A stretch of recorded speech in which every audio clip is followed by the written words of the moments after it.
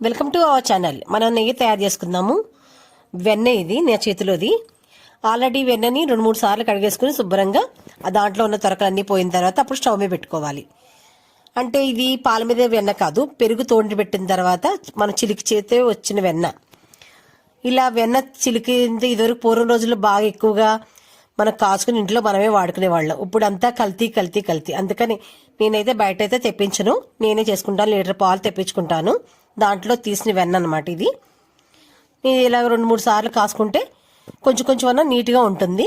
ఇలా కాసుకుని కొంచెం అది ఇంకా దగ్గరికి వచ్చింది, కాగిపోయింది అన్న తర్వాత 1 స్పూన్ మజ్జిగ వేసుకుంటాను దాంట్లో కలిసిపోయి ఆ గసంతా ఒక చాటుకు వచ్చేస్తుంది. అదే గోదావరి అంటారు దాన్ని. తర్వాత బుడగలు కొంచెం పెద్ద సైజు బుడగలు వచ్చిన తర్వాత మనం స్టవ్ ఆపేసుకోవాలి, లేకపోతే మాడిపోతుంది నెయ్యి త్వరగా. అప్పుడు దీన్ని వడకట్టుకుని మనం చల్లారిన తర్వాత మూత పెట్టుకుని స్టోర్ చేసుకోవచ్చు. చాలా బాగుంటుంది. మన పరవణంలోని అలాగే పలావులో, స్వీట్స్లు, పప్పులో నెయ్యి ఆవకైతే చాలా కాంబినేషన్ చాలా బాగుంటుంది పచ్చళ్ళలోకి.